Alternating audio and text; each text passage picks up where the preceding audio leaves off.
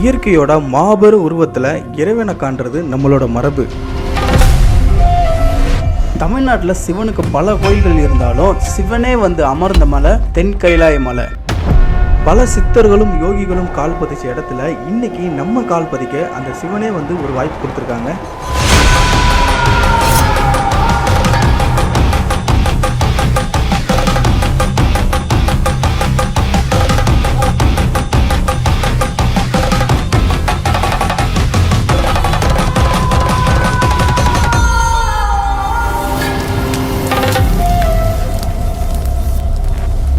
இந்த வீடியோவில் சிவனை தேடி சிவ யாத்திரையில் நம்ம வெள்ளையங்கிரி மலைக்கு போக போகிறோம். ஆனால் நம்ம போகிறது பகல் இல்லை, நைட். ஆமாங்க, எல்லோரும் பகலில் வீடியோ போட்டிருப்பாங்க. நம்ம முறையாக நம்ம நைட்டு வெள்ளையங்கிரி மலை ஏறினதை இந்த ஃபுல் வீடியோவை உங்களுக்கு காமிக்க போகிறேன். அது மட்டும் இல்லாமல் நான் போன இடத்துல எப்படி வெள்ளையங்கிரி மலை இருந்தது, நான் என்ன எக்ஸ்பீரியன்ஸ் பண்ணேன், நீங்கள் வந்தால் என்னென்ன ஃபெசிலிட்டிஸ் உங்களுக்கு அவைலபிளாக இருக்குது, இப்படி கம்ப்ளீட் கைடன்ஸ் எல்லாத்தையுமே இந்த வீடியோவில் நம்ம பார்க்க போகிறோம். வாங்க, உங்களை நான் அந்த ஈசன் கிட்டே கூப்பிட்டு போகிறேன். நாங்கள் முதல் நாள் ஈவினிங்கே எங்களுக்கு தேவையான பொருள் எல்லாம் வாங்கிட்டோம்.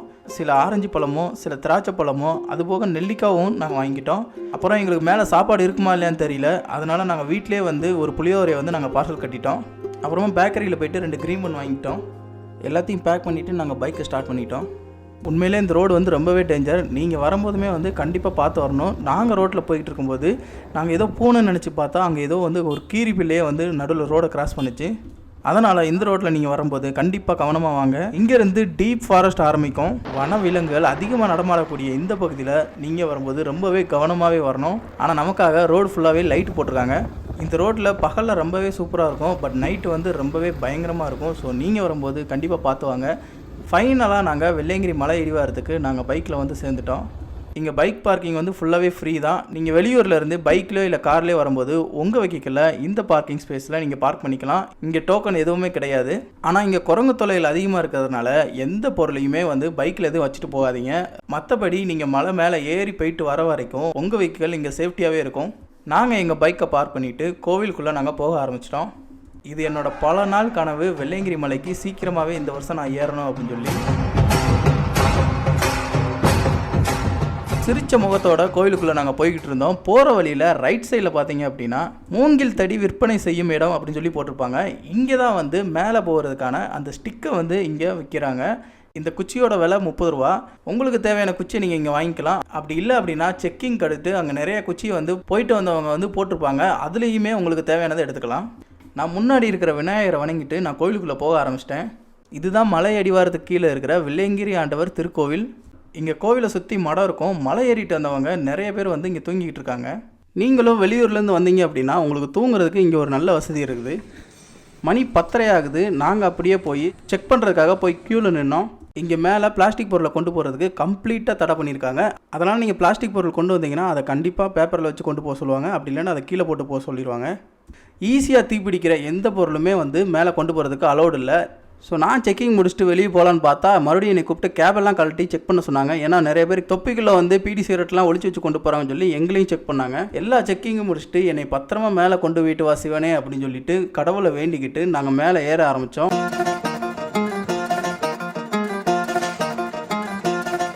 அதுக்கு முன்னாடி இந்த மலை ஏறுறதுக்கு 2 கால் போதாது, அதனால் இன்னொரு கால் வேணும்னு சொல்லி பக்கத்தில் ஒரு மூங்கில் கம்பை நாங்கள் எங்களுக்கு ஏற்ற மாதிரி தேடி எடுத்துக்கிட்டோம்.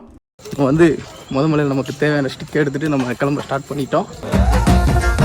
முதல் மலை தான் ரொம்ப கஷ்டமாக இருக்கும். வீக்கெண்ட் டேனால் நான் நினச்சி கூட பார்க்க முடியாத அளவுக்கு நிறையா கூட்டம் இன்றைக்கி வந்திருந்தது. இதில் சில பேர் ஸ்டிக் எடுத்துகிட்டு ஏறினாங்க, சில பேர் 2 ஸ்டிக்கெல்லாம் வச்சு ஏறிக்கிட்டு இருந்தாங்க, சில பேர் மாலையும் கொண்டு போய்கிட்டு இருக்காங்க. நானும் ஒரு ஸ்டிக்கை எடுத்துகிட்டு நான் முதல் மலை ஏற ஆரம்பிச்சிட்டேன். முக்கியமாக வந்து இதை நான் சொன்னால் நம்பவே மாட்டீங்க, நிறையா இளைஞர்கள் வந்து மலை ஏறிக்கிட்டு இருக்காங்க. அவ்வளோ பேர் வீக்கெண்ட் ஆனதும் சரி, தனியாகவும் இல்லை அவங்களோட ஃப்ரெண்ட்ஸோடவும் நிறைய பேர் இந்த வீக்கெண்டில் ஏறிக்கிட்டு இருந்தாங்க. உண்மையிலே பாராட்டக்கூடிய விஷயந்தான். நிறைய பேரால் முதல் மலையே ஏற முடியல. ஆனால் அவங்க எல்லாத்தையுமே வந்து அவங்க ஃப்ரெண்ட்ஸ் தான் மேலே கூட்டு போய்கிட்டு இருக்காங்க. மச்சி வாங்க மச்சி, அப்படியே பொறுமையாக ஏறலாம்.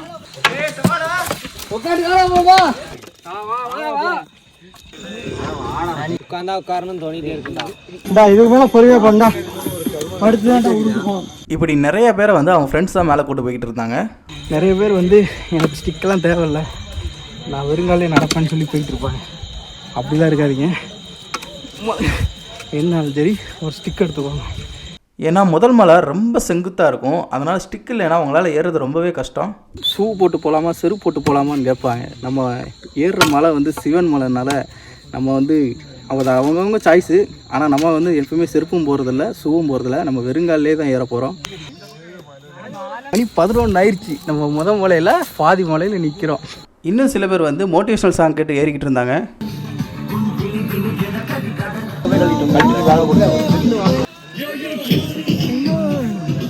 ஃபைனலி நமக்கேற்ற சாங் ஒன்று வருது. இப்படி சாங் கேட்டு போயிட்டு இருக்கும்போது 2 பசங்களை பார்த்தேன். அவங்க ஸ்டோரி கேட்டு நான் ஷாக் ஆகிட்டேன். கிருஷ்ணகிரிலேருந்து வரீங்களா? நாங்கள் மதுரை மீனாட்சி கோயில் பார்த்துட்டேன். ஓ அப்படியே வந்தாங்க ட்ரெயின் அப்படியே ஏறியாச்சு. யாரா நீங்கன்ற மாதிரி இருக்குது. ஒரே நாளில் கிருஷ்ணகிரிலேருந்து மதுரை போய் மதுரையிலேருந்து மறுபடியும் கோயம்புத்தூர்லேருந்து மறுபடியும் இந்த வெள்ளையங்கிரி மலை ஏற ஆரம்பிச்சிட்டிங்க. சான்ஸே இல்லை. இப்போ மலையில் வந்து இருக்கிறோம். ரொம்ப நடந்தனால ரொம்ப சூடாயிடுச்சு. அதனால் இந்த கேபு இதெல்லாம் கழட்டிடுவோம். ஏன்னா ரொம்ப வேர்க்க ஆரம்பிச்சிருச்சு. நீங்கள் நைட்டு ஏறினீங்க அப்படின்னா கண்டிப்பாக டார்ச் இல்லாமல் ஏறவே ஏறாதீங்க. மலை வந்து ஒரு பிள்ளையார் கோயில் வரும். அது வரைக்கும் நாங்கள் ஏறிக்கிட்டு இருக்கேன். நீங்கள் அது வரைக்கும் வெள்ளையங்கிரி ஹிஸ்ட்ரி வந்து பார்த்துட்டு வாங்க. ஒரு காலத்தில் தென்கோடி முனைன்னு சொல்கிற நம்ம கன்னியாகுமரியில் ஒரு தீவிரமான சிவபக்தி நிறைஞ்ச ஒரு பெண் வாழ்ந்து வந்தாங்க. அந்த பெண் பயங்கரமான சிவபக்தியில் வாழ்ந்து வந்தாங்க. அவங்க கல்யாணம் பண்ணணும் அப்படின்னா நான் சிவனை மட்டும்தான் கல்யாணம் பண்ணுவேன் அப்படின்னு சொல்லி ஒரு தீவிரத்தில் வாழ்ந்து வந்தாங்க. இதனால் ஒரு நாள் செட் பண்ணி அந்த நாளுக்குள்ளே சிவன் வந்து என்னை கல்யாணம் பண்ணலை அப்படின்னா நான் உயிர் திறந்துருவேன் அப்படின்னு சொல்லி ஒரு சபதம் எடுத்திருந்தாங்க. இதை தெரிஞ்சுக்கிட்ட சிவன் இந்த பெண் உயிரை விட்டுறக்கூடாதுன்னு நினச்சி அந்த பெண் இருக்கிற இடத்த நோக்கி சிவன் நடக்க ஆரம்பிச்சிட்டாங்க. அந்த பெண்ணும் காத்துக்கிட்டே இருந்தாங்க. ஆனால் சிவன் வரவே இல்லை. சிவன் போகிற வழியில் பல இடையூறுகள் நடந்ததுனால சரியான நேரத்தில் அந்த பெண்ணை போய் சேர முடியல. சிவன் நம்மளை பார்க்க வரல அப்படின்னு சொல்லி அந்த பெண்ணும் உயிரை விட்டுட்டாங்க. இதனால் பயங்கரமாக கோபம் அடைஞ்ச சிவன் அவங்களோட கோபத்தையும் அவங்களோட சோகத்தையும் தணிக்கிறதுக்காக வந்து உட்கார்ந்த மலை தான் இந்த வெள்ளையங்கிரி மலை. சிவன் வந்து இங்கே தியானத்துலேயும் இல்லை சந்தோஷத்துலேயும் வந்து உட்காரல. இங்கே வந்து அவங்க கோபத்தில் உட்கார்ந்ததுனால இங்கே இருக்கிற எனர்ஜிஸ் வந்து பயங்கரமாக இருக்கும். சிவன் இங்கே வந்து மன அமைதியில் உட்காரலனாலும் வர்ற பக்தர்களுக்கு மன நிம்மதியையும் மன அமைதியையும் கொடுக்குறாங்க. ஸோ நானுமே அந்த ஈசனை வணங்கணும்னு சொல்லி மலையில் நான் ஏறிக்கிட்டு இருக்கேன். போக போக ரொம்ப மூச்சு வாங்கிருச்சு. நிறைய பேர் மலையிலே இறங்கிடுறாங்க. நீங்கள் வந்து ஈசனை மனசில் நினச்சிட்டிங்கன்னா அவரே உங்களை கூட்டிட்டு போயிடுவார். என்ன நடந்தாலும் பின்னாடி மட்டும் போகவே கூடாது. மலை மட்டும்தான் அவ்வளோ கஷ்டம். மலையை தாண்டிட்டிங்கன்னா உங்களுக்கு ரொம்ப ஈஸி.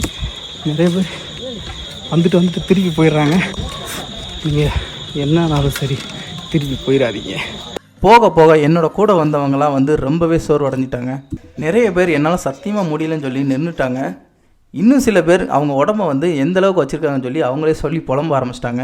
ஆளாவது கூட தலைவர் பைக்கில் போவார். சொல்கிற நிலைமையில இருக்கேன், நான் கேட்குற நிலைமையில இருக்கேன். யோ இதான் கூட பண்ணி இருக்குதா? இந்த மாதிரி பல கதைகளை கேட்டுட்டு எங்கள் பயணத்தை நாங்கள் கண்டினியூ பண்ணிக்கிட்டு இருந்தோம். ஆனால் நிறைய பேர் ரொம்பவே கஷ்டப்பட்டுட்டு திரும்பி போகிற நிலைமைக்கு வந்துட்டாங்க. நானும் முடிஞ்ச அளவுக்கு நிறைய பேரை மேலே கொண்டு போயிடலாம்னு சொல்லி கூப்பிட்டு போயிட்டு இருந்தேன். போயிடலாம் வாங்க, பிள்ளைகள் வந்துருச்சு. ஆனால் நாங்கள் போகிற வழியில் ஒரு அக்கா வந்து நைட்டு கீழே இறங்கிட்டு இருந்தாங்க. அதை பார்த்ததும் நம்மளாலையும் ஏற முடியும் அப்படின்னு சொல்லி நிறைய பேர் வேகமாக ஏற ஆரம்பிச்சிட்டாங்க. எல்லாரும் வேகமாக ஏறதுனாலையும் மலை செங்குத்தாக இருக்கிறதுனாலையும் தூசி கிளம்பி நிறைய இருமல் வர ஆரம்பிச்சிருச்சு.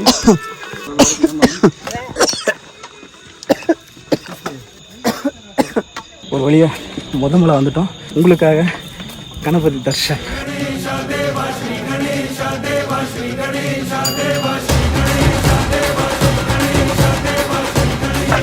மலைக்கு வந்துட்டோம். கணபதி தரிசனம் வாங்கிட்டோம். மலையில் இவ்வளோ கஷ்டப்பட்டு ஏறினதுக்கப்புறம் பிள்ளையார் நம்மளை வெல்கம் பண்ணுற மாதிரி மலை எண்டில் நமக்கு வந்து விநாயகர் கோயில் இருக்கும். இந்த விநாயகர் கோயிலோட முக்கியத்தை பற்றி நம்ம அண்ணா சொல்கிறாரு, தெரிஞ்சுக்கோங்க. 7 மலை இருக்குது. 7 மலை வந்து யோகா கலாச்சாரப்படி 7 சக்கரம் மாதிரி சொல்லுவாங்க. இந்த முதல் மலை வந்து மூலாதாரம். மூலாதாரம்ங்கிறது வந்து ரொம்ப அது கடக்கிறது ரொம்ப கடினமான ஒரு இது. மூலாதாரம்ங்கிறது சர்வைவலுக்கான சக்கரான்னு சொல்லுவாங்க. அது கடந்து வர்றதுங்கிறது ரொம்ப கஷ்டம். அதனால் அதே மாதிரி இங்கே வெள்ளியங்கிரியில் வந்து முதல் மலையை வந்து ஏறுறது ரொம்ப கஷ்டம். ஆனால் ஒன்ஸ் இந்த முதல் மலையை தாண்டி வச்சுன்னா அதுக்கப்புறம் திருப்பி கீழே இறங்கணும்னு யோசிக்க மாட்டாங்க. அந்த எண்ணமே வராது. மூலாதாரத்தை ஒருத்தங்க கடந்துட்டாங்கன்னா வாழ்க்கையில் அதை வேலை போயிட்டே இருக்கணும் அப்படிங்கிற மாதிரி அதோடைய சொல்லுவாங்க. அதுக்கு ஒரு அடையாளமாக தான் இங்கே ஒரு விநாயகர் கோயில் வச்சுருக்காங்க. முதல் மலையை தாண்டின உடனே இந்த விநாயகர் கோயில் ஒன்று இருக்கும். மூலாதார கடவுளுங்கிறதுனால அதை இங்கே வந்து அந்த விநாயகர் கோயில் வச்சுருக்காங்க. இதை பற்றி எனக்கு தெரியாது. மூலாதாரத்தை பற்றி தெரிஞ்சுக்கிட்டும் கணபதிட்ட ஆசீர்வாதம் வாங்கிட்டு நான் 2வது மலைக்கு நடக்க ஆரம்பிச்சிட்டேன். நல்லா கல் மலையுமா ஏறிட்டு சமாதானமாக ஏறுறதுல எவ்வளோ ஒரு ஆனந்தம். 2வது மலையில் முக்கியமான ஒரு விஷயம், நிறைய பேர் வந்து ஷார்ட்கட்டுன்னு சொல்லி எங்கேயும் போகிறாங்க. ஷார்ட்கட்லாம் அப்படிலாம் எதுவும் இல்லை, ஒரே ரோடு தான். ஸோ தயவுசெய்து நீங்கள் வந்தீங்க அப்படின்னா ஷார்ட்கட் அந்த மாதிரி எந்த விஷயத்தையும் எடுக்காதீங்க.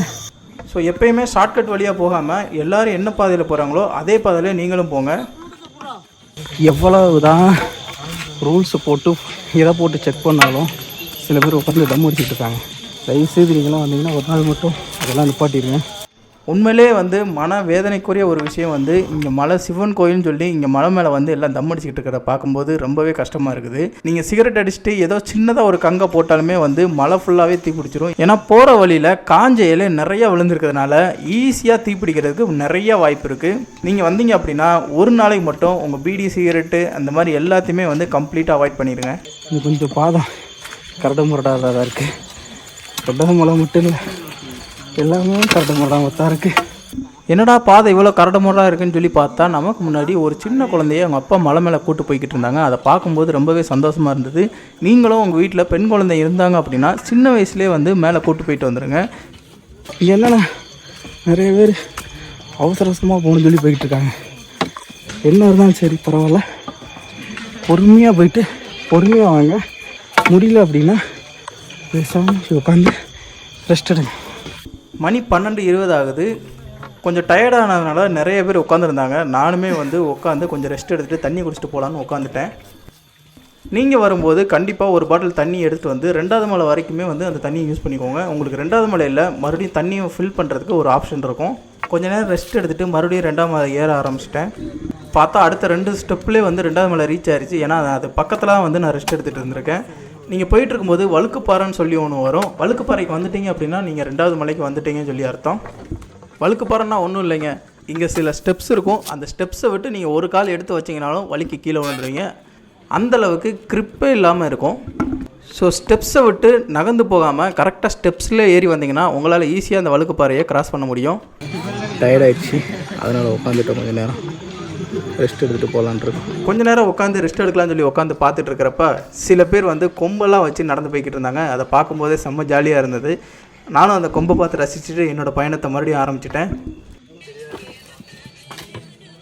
அடுத்த கொஞ்ச நேரத்தில் பார்த்தீங்கன்னா ஒரு சுனை வந்துருச்சு. இந்த சுனையில் தான் வந்து உங்கள் வாட்டர் கேனை வந்து நீங்கள் தண்ணியை வந்து ஃபில் பண்ணிக்கலாம். இங்கே கடை இல்லாதனால இப்போதைக்கு குடிக்கிறதுக்கு இந்த ஒரே ஒரு ஆப்ஷன் மட்டும்தான் இருக்கும், வேறு எந்த ஆப்ஷனுமே இல்லை. சரி நானும் போய் தண்ணி பிடிக்கலான்னு சொல்லி பார்த்தா அங்கே வெறும் தண்ணி மட்டும் இல்லை, மண் கலந்த தண்ணி மட்டும்தான் இருந்தது. அட ஆமாங்க, நினச்சி பார்க்க முடியாத அளவுக்கு கூட்டம் இன்றைக்கி வந்திருந்ததுனால தண்ணி யாரோ கலக்கி விட்டாங்களோ என்னமோ, தண்ணி சுத்தமாகவே இல்லை, ஃபுல்லாகவே கலங்கி இருந்தது. அது மட்டும் இல்லாமல் கூட்டம் வேறு சரியான கூட்டம். இதுக்கு முன்னாடி நான் வந்தப்போலாம் தண்ணி நல்லா கிளியராக இருந்தது. ஆனால் இன்றைக்கி என்ன பண்ணாங்கன்னு தெரில, ரொம்பவே தண்ணி மோசமாக இருந்தது. இந்த கூட்டத்திலலாம் என்னால் தண்ணி பிடிக்க முடியாது போங்கடான்னு சொல்லிவிட்டு நான் 3வது மலை ஏற ஆரம்பிச்சிட்டேன். 3வது மலை மற்ற மலையை விட இனிமேல் கஷ்டமாக இருக்கும். ஏன்னா இங்கே வெறும் கல் மட்டும்தான் இருக்கும், நடக்கிறதுக்கு ஸ்டெப்ஸ் மாதிரிலாம் இருக்காது. ஸோ பாறையை பிடிச்சி தான் வந்து மேலே போகிற மாதிரி இருக்கும்.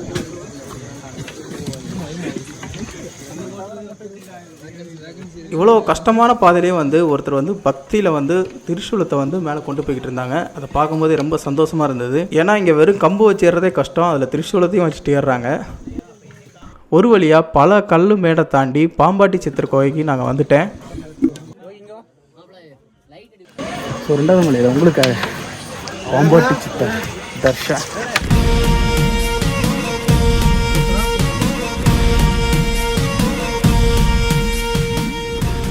இது ஒரு குகைனால ஒவ்வொரு ஆளாக மட்டும்தான் உள்ளே போய் சாமி கும்பிட முடியும். ஸோ ஒவ்வொருத்தராக போய் சாமி கும்பிட்டு வந்துக்கிட்டு இருந்தாங்க. அந்த வரிசையில் நானும் போய் சாமி கும்பிட்டு அடுத்த மலையை நோக்கி நான் நடக்க ஆரம்பிச்சிட்டேன். திரும்பி பார்த்தா நம்ம கம்பை மாற்றிட்டாங்க. பாம்பாட்டி சித்தர் கோயிலில் தர்ஷன் பண்ண போகிற இடத்துல கம்பை வச்சுட்டு போனேன், கம்பை மாற்றிட்டாங்க. பரவாயில்ல, ஏதோ ஒரு கம்பு கிடச்சதுனால மேனேஜ் பண்ணுறேன். ஏறுனதுமே வந்து பயங்கரமாக ஒரு திகிலான ஒரு இடம் இருந்தது. ஒரு மரம் வந்து கீழே விழுந்திருந்தது. நம்ம லைட்டாக தெரியாமல் போய் உள்ளே அடித்தாலும் வயிற்றுக்குள்ளேயே போய் கிழிச்சிரும், அந்தளவுக்கு டேஞ்சரான மரம் இது. ஸோ நீங்களும் வர்றப்ப கண்டிப்பாக டார்ச் லைட் எடுத்துக்கோங்க. இந்த மாதிரி நிறைய இடத்துல மரங்கள் அங்கங்கே கீழே விழுந்துருந்தது. அடுத்த 2 நிமிஷம் நடந்ததுக்கப்புறம் தான் தெரிஞ்சது ஒரு பெரிய மரமே வந்து நடு வழியில் விழுந்திருந்தது.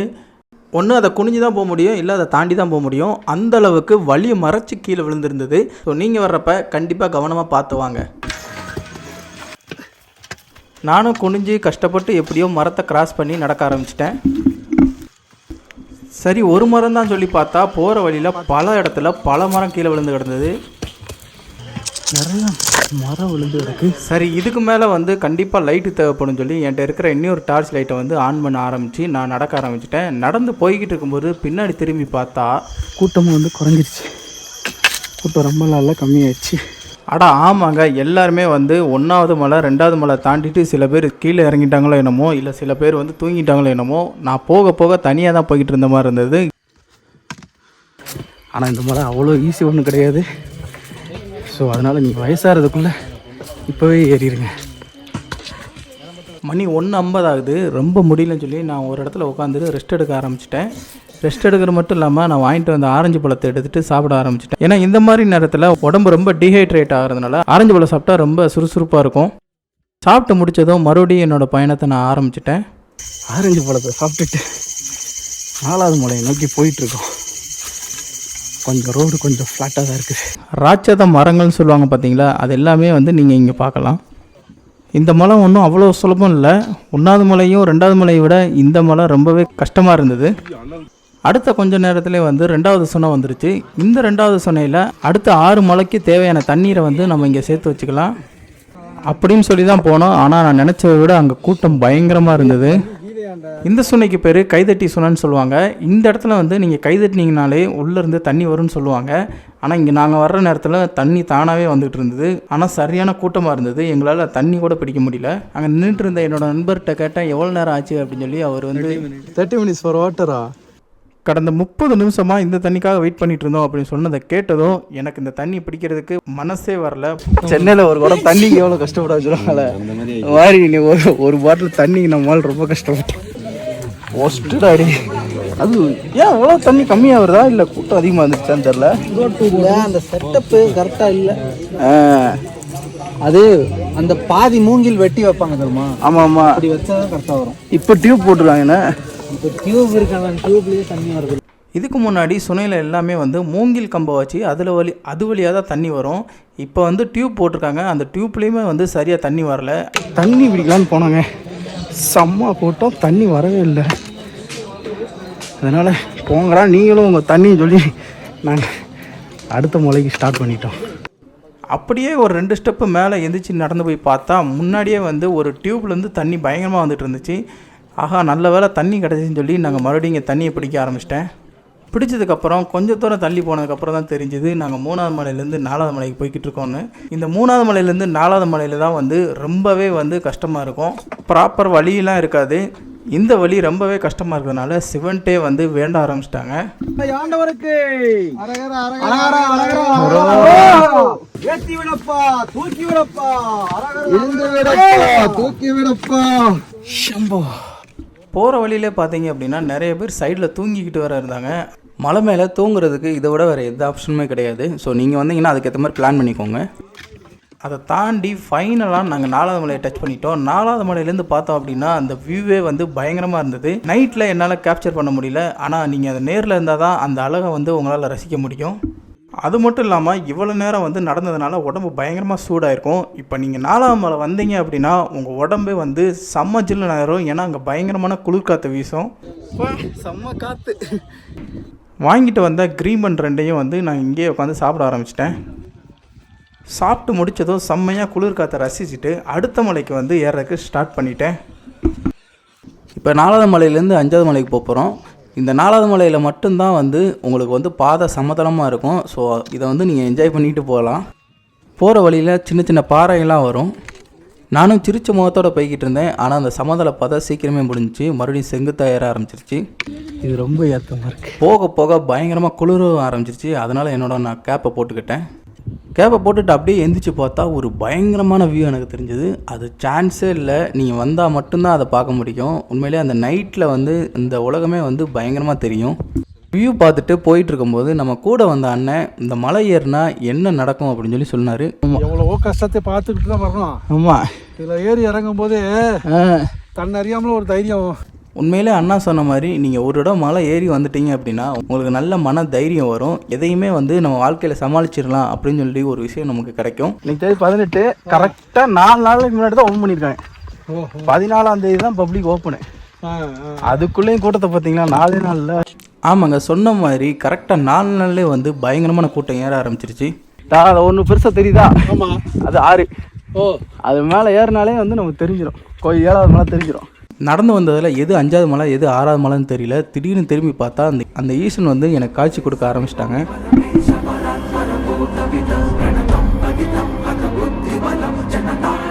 நான் பார்த்துட்டோம், 7வது மலை பார்த்தாச்சு. நீங்கள் 6வது மலை தாண்டிட்டு இருக்கும்போதே உங்களுக்கு 7வது மலை பயங்கரமாக தெரியும். பகலில் இந்த இடத்த பார்த்தோம் அப்படின்னா அவ்வளோ அழகாக இருக்கும். மலையை பார்த்தாச்சு. நம்ம 7வது மலைக்கு போயிட்டுருக்கோம். 7வது மலை பார்த்த சந்தோஷத்தில் அப்படியே கீழே பார்த்தோம் அப்படின்னா 6வது மலை கீழே இறங்கிட்டு இருக்கும். இருக்கிறதுலே இது ரொம்ப டேஞ்சரான ஒரு இடம். ஏன்னா நம்ம காலை வச்சு இறங்குறப்ப நம்ம வழுக்கிறோமோ இல்லையோ காலை வைக்கிறதுக்கு முன்னாடி நம்ம குச்சியே வழுக்கும். ஸோ இந்த இடத்துல குச்சியை நல்லா கீழே ஊனி ஸ்ட்ராங் ஆனதுக்கப்புறம் தான் அடுத்த ஸ்டெப்பை நான் மெதுவாக எடுத்து வச்சுக்கிட்டு இருந்தேன். நீங்கள் வர்றப்போ இதே மாதிரி ஃபாலோ பண்ணுங்கள். சரசரன்னு இறங்காமல் குச்சி வச்சு நின்னதுக்கப்புறம் ஒவ்வொரு காலை எடுத்து கீழே இறங்குங்க. சறுக்கிக்கிட்டே வந்ததுனால பாதத்தில் ரொம்ப சூடானதுனால ஏதாச்சும் ஒன்று கிடைக்குமான்னு சொல்லி யோசிச்சுட்டு பார்க்கும்போது அடுத்த ஸ்டெப் எடுத்து வச்சதுமே கீழே ஆண்டி சுனை வந்துருச்சு. அந்த ஆண்டி சுனையில் காலை வச்சதும் கால் அவ்வளோ ஜில்லுன்னு இருந்தது. 7வது மலைக்கு ஏறுறதுக்கு முன்னாடி இந்த ஆண்டி சுனையில் குளிச்சுட்டு வந்தீங்க அப்படின்னா நீங்கள் இவ்வளோ தூரம் ஏறி வந்தால் அலுப்பு எதுவுமே தெரியாது. நான் பொறுமையாக வந்ததுனால மணி 4:30 ஆயிடுச்சு. கைதட்டி சுனைக்கு அடுத்ததாக 7வது மலைக்கு கீழே தான் அடுத்த சுனை இருக்குது. இங்கே மட்டும்தான் அடுத்து தண்ணி குடிக்கிறதுக்கான வாய்ப்பும் இருக்குது. இங்கே உங்களுக்கு தேவையான தண்ணியை பிடிச்சிக்கோங்க. ஏன்னா 7வது மலையில் எந்த தண்ணி ஆப்ஷனுமே இருக்காது, தண்ணி குடிக்கிறதுக்கான வாய்ப்பே இருக்காது. ஸோ முடிஞ்ச அளவுக்கு உங்கள் வாட்டர் பாட்டிலில் தண்ணி இங்கேயே ஃபில் பண்ணிக்கோங்க. தண்ணி பிடிச்சதுக்கப்புறம் சில ஸ்டெப்ஸ் எடுத்து வச்சிங்க அப்படின்னா 7வது மலைக்கு கீழே பல திரிசூலங்கள் உங்களுக்கு வெல்கம் பண்ணுற மாதிரி இருக்கும்.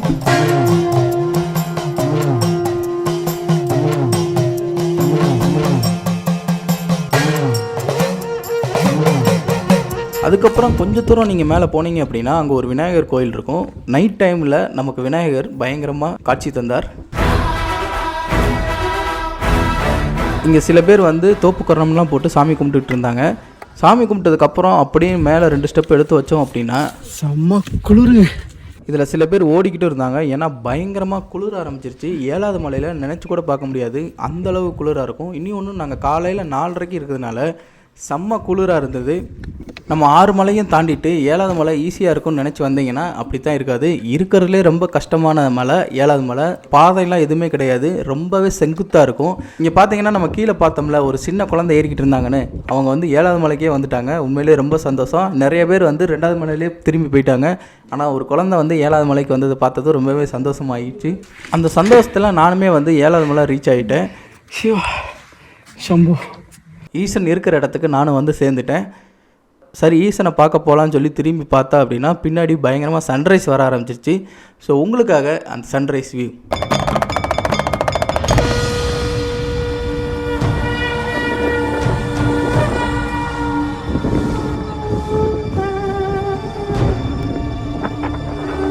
நம்ம ஈசனை பார்க்க போகலாம். சூரியனே தர்மம் தோற்காதே, ஆளும் காவலனே, கசிந்திடும் கண்ணீரை திரும்பிட செய்யா, மறைவிடும் நெஞ்சத்தில் மழையென பெய்யா. ஸோ கோடிக்காட் வெள்ளையங்கிரியில் நம்ம நைட்டு 11 மணிக்கு ஏறினோம். காலையில் 6 மணிக்கு சன்ரைஸ் பார்க்க வந்துட்டோம். ஸோ நம்ம கஷ்டப்பட்டு மேலே ஏறி வந்துட்டோம். நம்ம வரல, நம்மளை ஈஸ்வரன் தான் கூப்பிட்டு வந்தார். நம்ம பின்னாடி தான் இருக்காங்க. ஸோ அவங்க தான் நம்மளை கூப்பிட்டு வந்தாங்க, நம்மளாம் ஏறல. ஸோ ஈசனை பார்த்தாச்சு, தரிசனம் பண்ணியாச்சு. நம்ம அடுத்து கீழே இறங்க போகிறோம். நீங்களும் மலை ஏறுறீங்க அப்படின்னா நைட் டைம் ஏறுங்க, பகலில் ஏறாதீங்க, ரொம்ப சூடு. நீங்கள் வீடியோ பார்த்துருப்பீங்கன்னு நினைக்கிறேன், நிறையா கூட்டம் இருக்குது. ஸோ இப்போ டேட் ஆரம்பித்து 4 நாள்லேயே வந்து இவ்வளோ கூட்டம் இருக்குது. ஸோ இப்போ சிவராத்திரிக்கு அடுத்தலாம் எவ்வளோ கூட்டம் இருக்குன்னு தெரில. ஸோ நீங்கள் வரதா இருந்தால் வீக் டேஸ் வாங்க, வீக்கெண்ட் வந்து கண்டிப்பாக பிளான் பண்ணாதீங்க. ஸோ இந்த வீடியோ உங்களுக்கு பிடிச்சிருக்குன்னு நினைக்கிறேன். ஸோ இப்போ நம்ம மேலே வந்துவிட்டோம், சாமி கும்பிட்டோம். இப்போ வந்து அடுத்து நம்ம கீழே இறங்க போகிறோம். அது வந்து பார்ட் 2 வரும். ஸோ மறக்காமல் பார்ட் 2 வீடியோ பாருங்கள். அண்ட் மறக்காமல் கோடி கட் சப்ஸ்கிரைப் பண்ணிக்கோங்க.